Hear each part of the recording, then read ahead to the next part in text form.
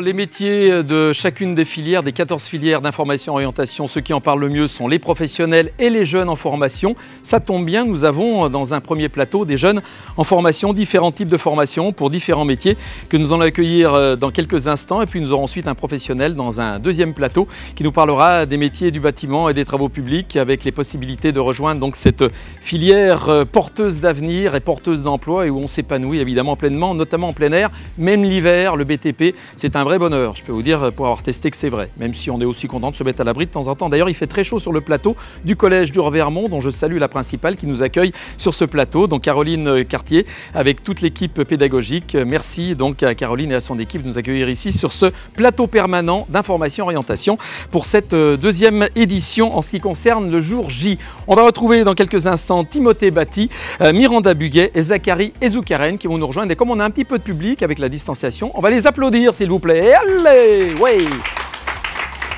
Venez, venez. Voilà. Bonjour Zachary. Bonjour Miranda. Bonjour Timothée. C'est bien dans cet ordre-là? Je ne me suis pas planté, je suis content. Voilà. Merci à vous d'être des nôtres pour témoigner de votre formation. Donc, vous êtes tous les trois donc, dans cette formation pour être dans l'un des métiers du bâtiment ou des travaux publics. On va commencer tout de suite avec Timothée Bati. Il fallait bien commencer par quelqu'un, par ordre alphabétique. Voilà, tu es dans les B, donc on s'est permis de commencer par toi, Timothée. 21 ans, si j'ai bien tout compris, hein, voilà. Et qui effectivement donc, est en BTS bâtiment. Mais tu n'as pas toujours fait que cette filière-là, avant d'atterrir en quelque sorte en BTS bâtiment, je crois que tu as un parcours un peu singulier, comme on dit. Alors ce parcours, c'est quoi? C'est bien ça. Donc après avoir obtenu mon brevet des collèges, j'ai commencé par un CAP en maçonnerie. Ensuite, j'ai fait un connexe en béton armé en 1 an. Par la suite, j'ai fait un brevet professionnel en maçonnerie et un bac pro bâtiment. Et maintenant, je suis en BTS bâtiment. C'est ce qu'on appelle un CV en béton armé, c'est normal, c'est une de tes formations, quoi. Alors c'est une évolution logique, ça, ou c'est un choix personnel aussi, d'orientation en permanence? Au début, je voulais juste faire un CAP. Enfin, avant, je ne savais pas ce que je voulais faire, tout à fait. Ma mère m'a proposé d'être maçon, donc j'ai dit pourquoi pas, donc j'ai commencé avec un CAP. Ensuite, j'ai fait un connexe, et puis on m'a conseillé de faire un brevet professionnel, même si j'avais pas envie. Alors je me suis dit pourquoi pas. Et après, non, mais tu l'as fait quand même. J'ai fait quand même. Et à partir du brevet professionnel, j'ai commencé à y prendre goût. Parce que j'ai trouvé que j'attachais plus d'importance au métier. Et c'est pour ça que par la suite, j'ai continué jusqu'au BTS. D'accord.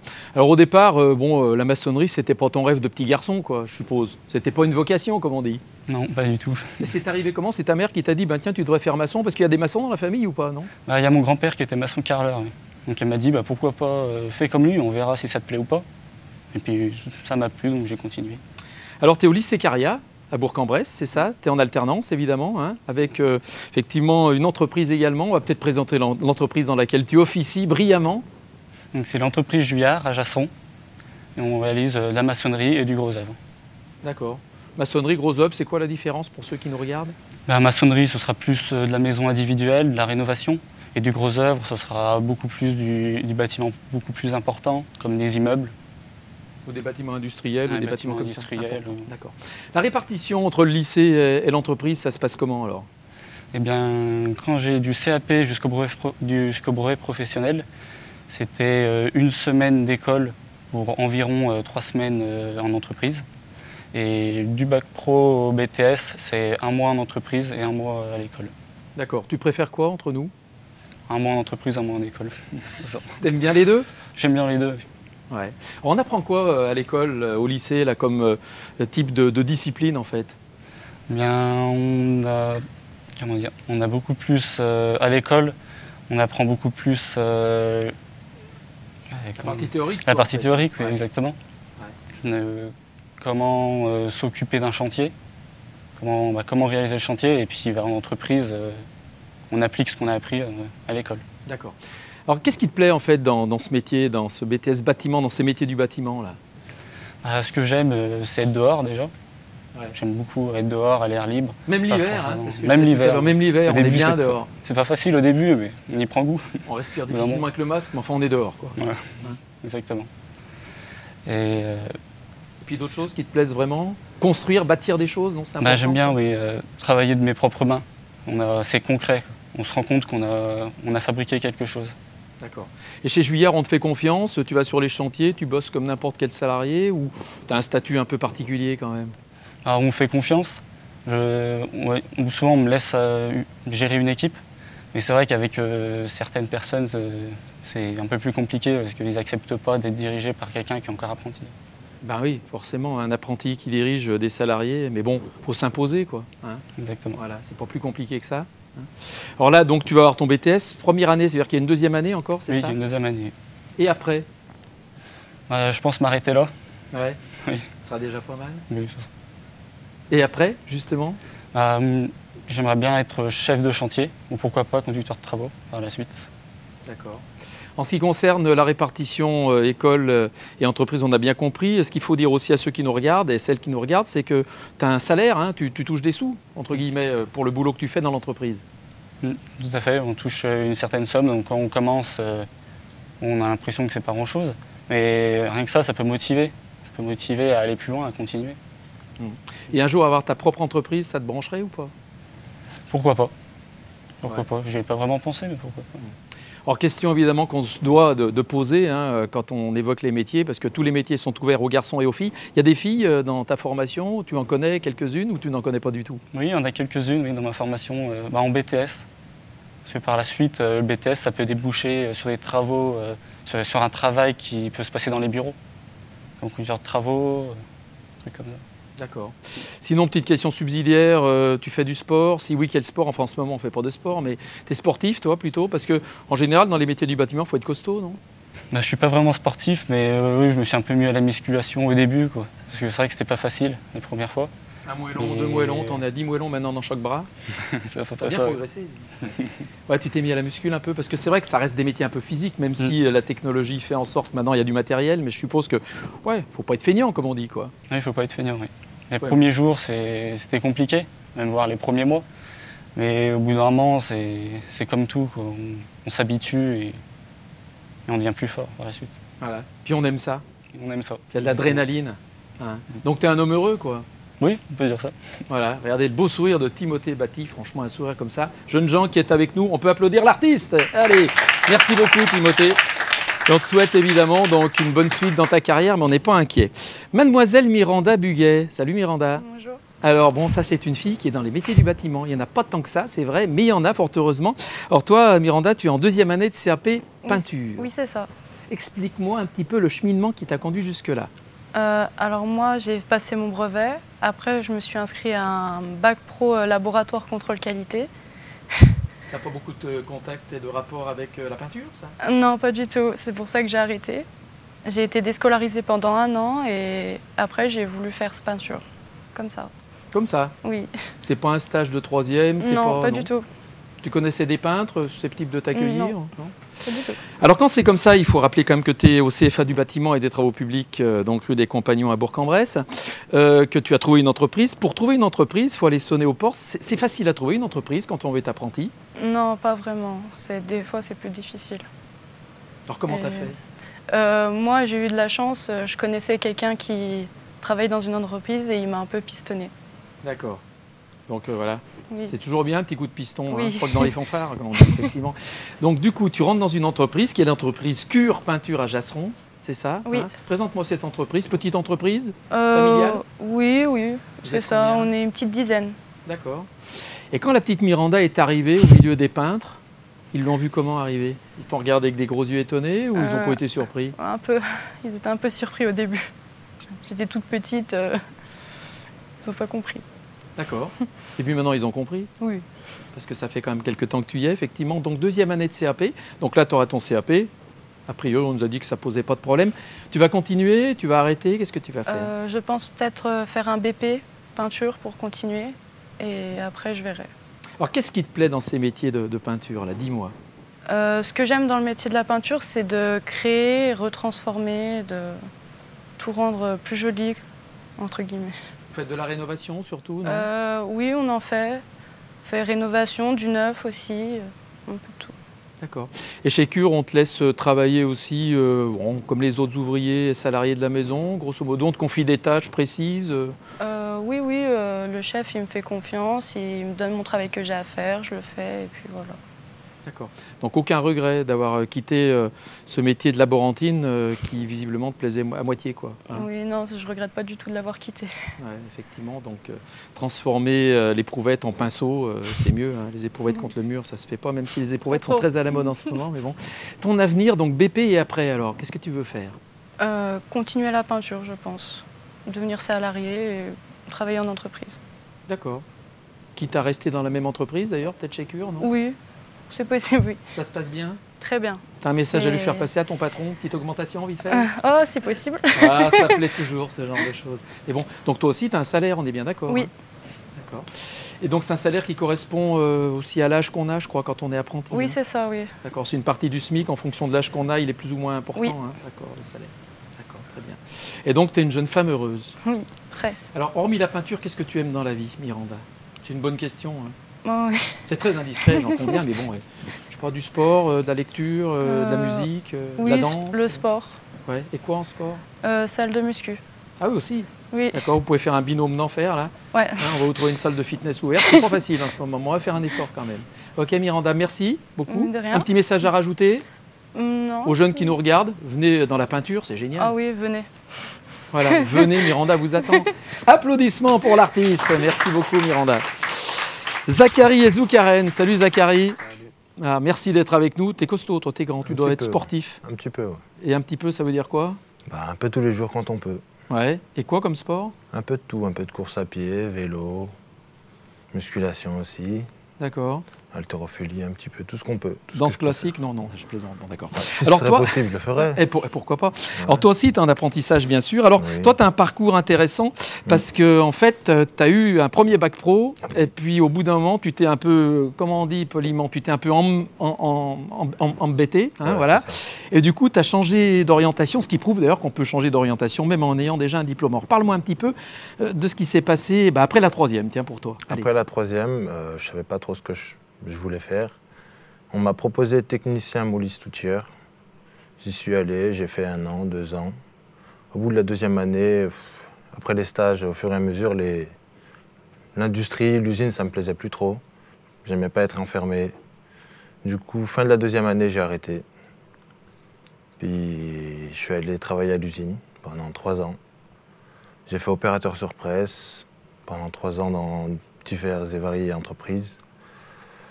Ensuite, dernière année de mon CDD, j'ai commencé à en avoir vraiment marre. Du coup, j'ai cherché une autre filière possible. Je suis tombé sur les TP. Je suis tombé sur les TP. Ensuite, les pipelines. Ouais, je suis tombé. Parce que tu aimerais bien, toi, être installateur de canalisation pipeline, en fait. Exactement. On va parler effectivement de ton bac pro, parce qu'en fait, c'est un bac pro, donc constructeur en canalisation, c'est ça? Le terme exact, c'est ça, officiel? Non, le terme exact, c'est je fais un bac pro TP, travaux publics. J'ai fait un CAP en constructeur de canalisation, que j'ai eu. Et maintenant, je suis en bac pro TP. C'est ça. D'accord, très bien. Mais toi, le but du jeu, c'est d'installer des pipelines. Des pipelines, oui. J'aimerais bien être constructeur de pipelines, oui. Mais ça se fait sous la mer ou sous la terre, Sous la mer, ça? sous la terre, oui. Mais je pense pas. T'as ton permis de plongée? Non, pas encore. Ouais, d'accord. Je vais le passer. À mon avis, je sais que tu as du poumon, mais quand même, hein, c'est pas rien. Et ça, c'est l'objectif. Tu aimerais bien y arriver. J'aimerais bien y arriver. Alors là, cette formation, elle se passe plutôt pas mal. Tu as trouvé une entreprise sans trop de problèmes? Non, pas trop de problèmes, non. Tu travailles chez qui? Chez EHTP NGE. D'accord. C'est un grand groupe, ça? Ouais, c'est un grand groupe. Ouais. Et vous faites quoi alors concrètement? Un peu de tout. On fait du terrassement, du génie civil, de l'assainissement, de construction de réseaux secs, humides. Un peu de tout, vraiment tout. C'est vraiment varié dans ce groupe-là. D'accord. Et alors ce qui te plaît, c'est qu'effectivement, tu es dehors, quoi. Ouais. À contrario de l'usine que tu connaissais. On change de chantier, on change tout en fait. On peut passer du grand terrassement sur des plaines assez vides, au travail dans la montagne près d'Annecy, à poser des réseaux en fonte à 2 mètres sous terre.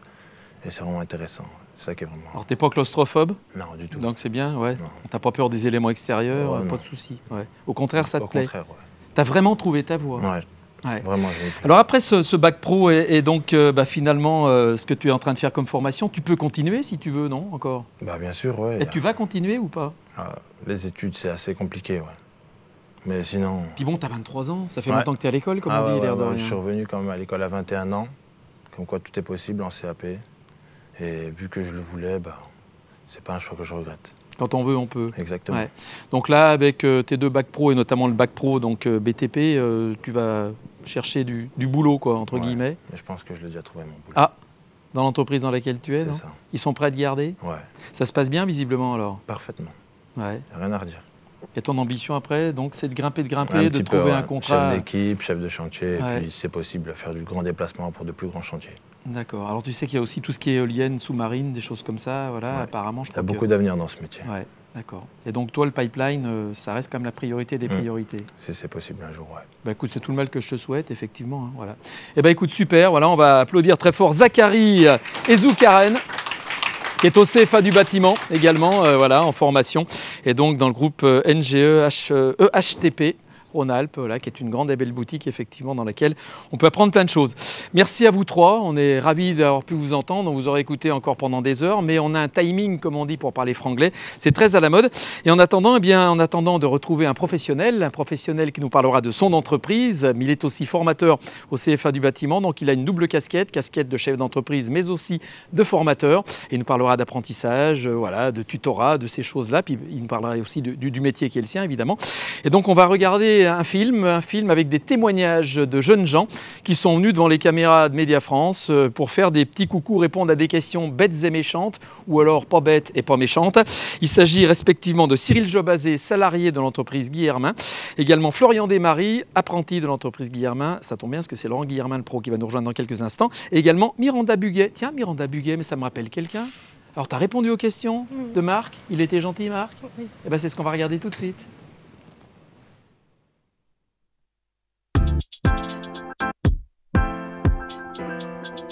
Je m'appelle Miranda Buguet, j'ai 18 ans. Je fais un CAP peintre et applicateur de revêtements et je suis en alternance à l'entreprise Curtage-Asson. Je m'appelle Florian, j'ai 17 ans, je travaille dans les travaux publics chez Guillermin TP à Chavériaux. Je m'appelle Cyril, j'ai 33 ans et je suis chef d'équipe au sein de l'entreprise Guillermin depuis 8 ans. Depuis tout petit, j'ai toujours aimé regarder les engins de chantier, le travail manuel en extérieur. J'aimais tout ce qui était par rapport à la déco, transformer des choses un peu. On effectue du terrassement pour des bâtiments industriels ou particuliers. On réalise aussi de la pose de canalisation en tout genre, réseau d'eau usée, pluviale, eau potable, électricité, télécom, gaz. On touche un peu à tout. En tant que peintre, on fait les finitions en fait. De la tapisserie, de la peinture ou même des sols. Dans les travaux publics, vous pouvez aussi bien faire de la conduite d'engin, conduire un poids lourd, diriger une équipe, faire du terrassement, du nivellement. Vous pouvez poser des réseaux, poser des bordures. Il y a plein de choses à faire. Il y en a pour tous les goûts. Ah, il y a de plus en plus de femmes quand même, ouais. Dans la conduite de camions surtout. Les filles peuvent très bien le faire. La preuve, je le fais, j'y arrive et ça me plaît. Oui, ça se passe très bien, il y a une bonne entente entre tout le monde, c'est très agréable. Il y a un bon esprit d'équipe et mes collègues m'apprennent pas mal de choses sur leur métier. Tout le monde s'entraide et puis en fin d'année, on fait un bon casse-croûte, ça se passe bien. Oui, mon travail me plaît car c'est ce que je voulais faire depuis tout petit. En plus, je travaille dehors et je fais des choses différentes à peu près tous les jours. À la fin du chantier, c'est très satisfaisant de voir que c'est tout neuf, que ça a changé. Rémunération, connaissance, apprendre. L'alternance, pour moi, ça évoque le travail, la liberté et l'esprit d'équipe. Je suis arrivé dans l'entreprise en 2013 en tant que conducteur d'engin et 5 ans plus tard, j'ai pris la place de chef d'équipe. Dans le travail public, on peut évoluer, il n'y a pas besoin forcément d'avoir beaucoup de diplômes, mais il suffit d'être motivé et courageux et ça se fait tout seul. Conseil que je pourrais donner aux jeunes qui veulent se lancer dans un métier manuel, c'est de ne pas hésiter à aller en alternance, ils apprendront autant que dans une salle de classe, il n'y a pas de souci. Si ça vous plaît, lancez-vous direct. Ouais, non, ça va pas non plus, ça, c'est pas... Ouais. Aide-moi, toi, au lieu de rigoler aussi. C'est pas une question, c'est un peu fatigué. Esprit d'équipe, faut toujours aider les autres. En équipe, c'est plus facile, on peut s'entraider et puis on rigole aussi, pas mal. Organiser, parce que sinon je m'y retrouve pas. Pâtisserie. En avance, toujours être ponctuel, ça fait bonne impression. Au début, c'était juste un travail et c'est après que c'est devenu une passion. C'est une passion, c'est ce que j'ai toujours voulu faire et puis en plus on peut s'amuser avec des engins, alors c'est super. Faire du porte-à-porte, comme ça on voit les gens et ils savent comment je suis. Postuler par mail. J'aime pas parler face à face. Agir. Faut être équipé pour penser. Penser et après agir, mieux que dans l'autre sens. Chantier, je sais pas chanter. Travailler tout court. Travailler tôt, c'est comme ça on rentre plus tôt.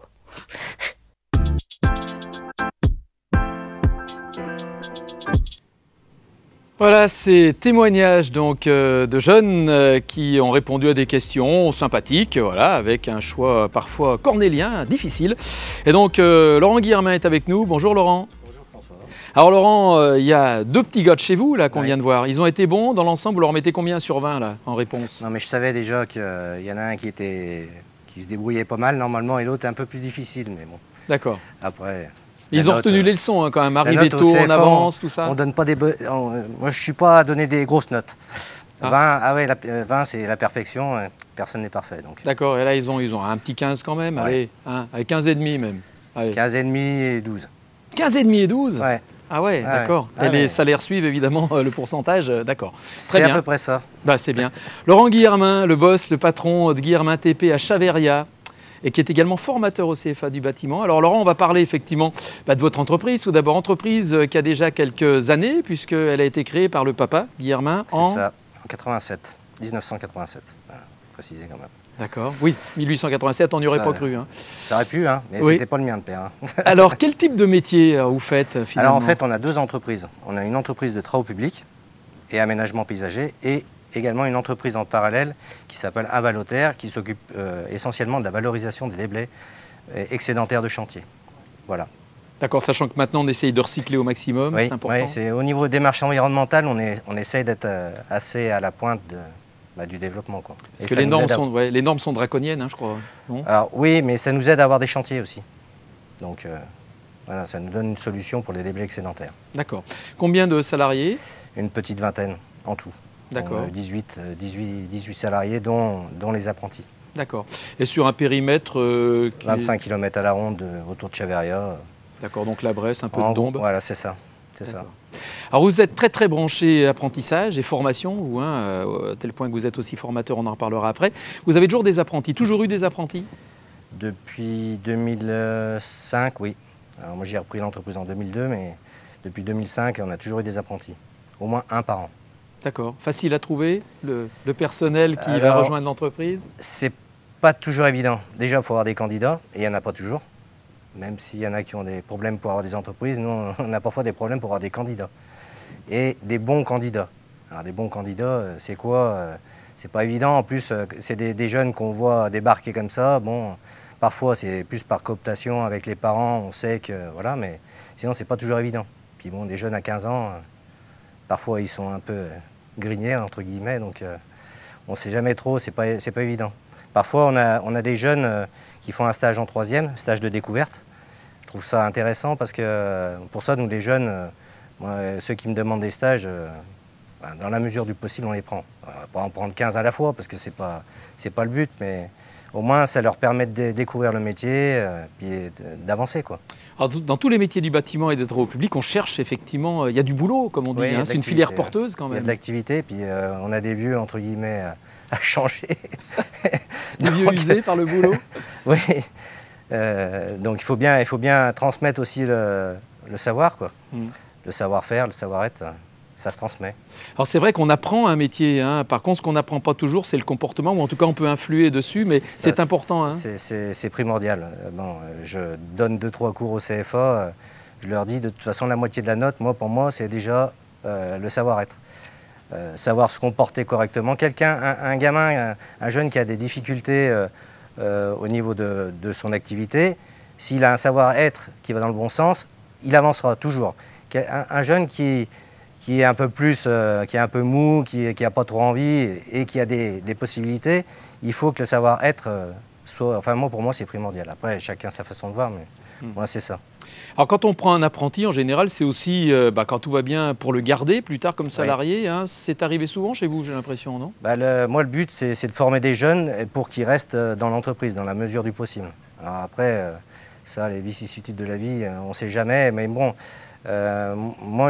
pour moi, un apprentissage réussi, c'est quand on arrive à sortir un jeune et qu'on peut le garder derrière. Et qu'il a envie de rester aussi, parce que c'est pas toujours...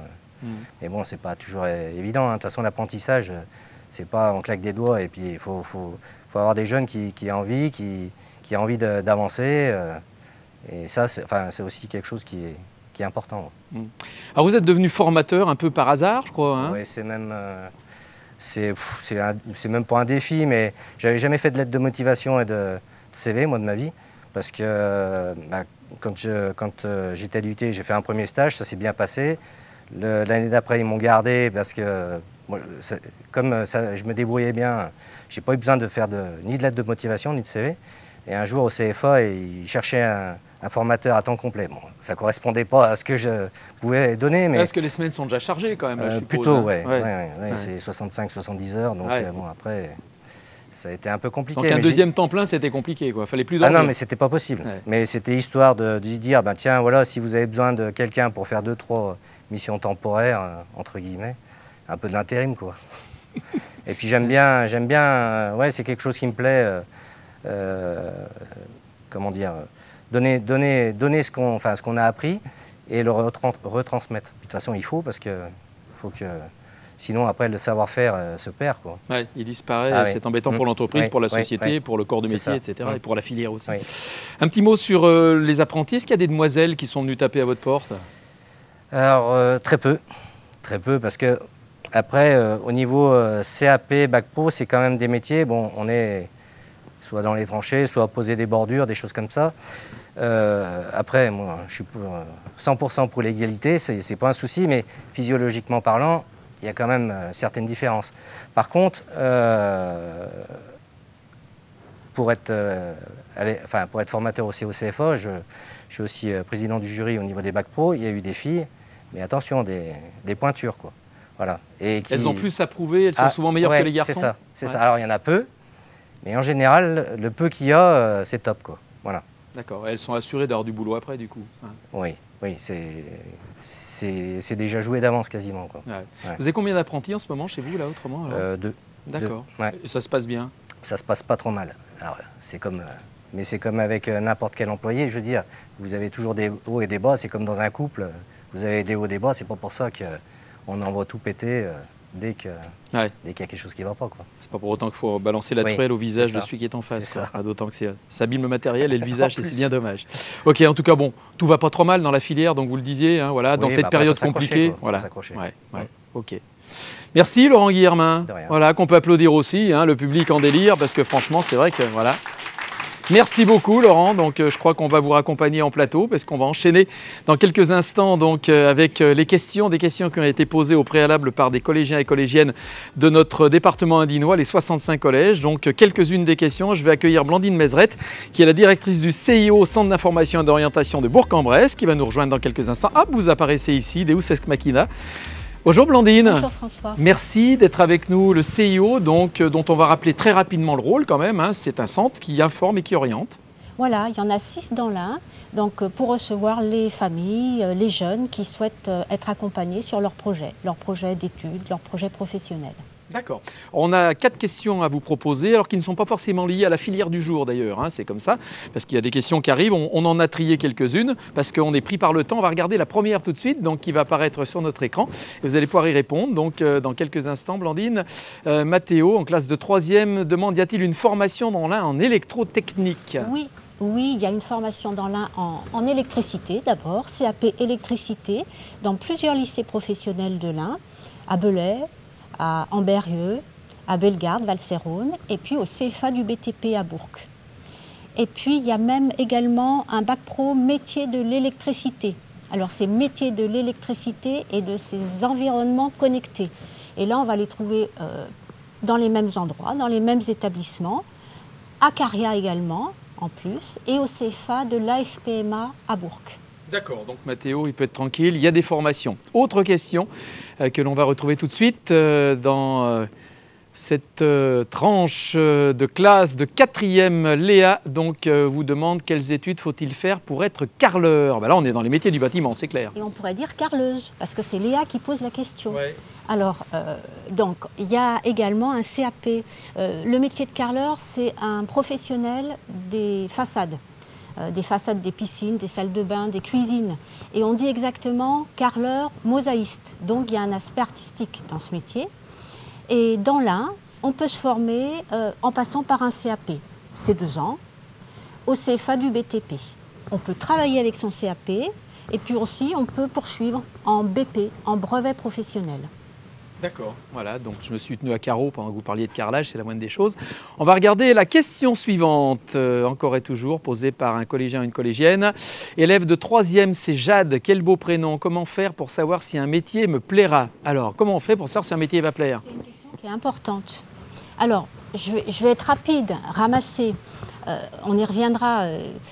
Alors, je pars du témoignage de M. Guillermin. Il dit, moi, j'aime bien proposer des stages en entreprise, ça fait avancer. Bah oui.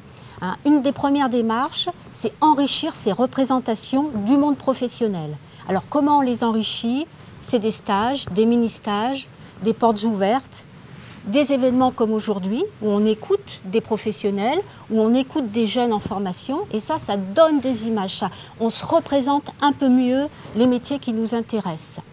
Donc, premier type de démarche. Deuxième démarche, se poser des questions sur soi. Donc, on dit enrichir sa représentation de soi.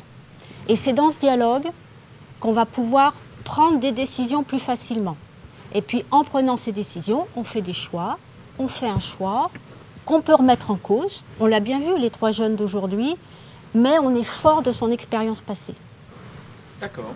Et puis, je crois, une dernière question, si j'ai bien tout compté, hein, me semble-t-il. J'ai plus de doigts que de questions, mais je pense que c'est ça. Pierre, élève de 4e, combien gagne-t-on lorsque l'on est chaudronnier? Alors ça, c'est une question vaste, parce que ça dépend peut-être de la boîte et de l'employeur, mais oui. enfin bon. Alors moi, j'ai regardé le salaire de départ. Un salaire brut, c'est 1 555 €. Mais ça, c'est bien le départ, c'est brut.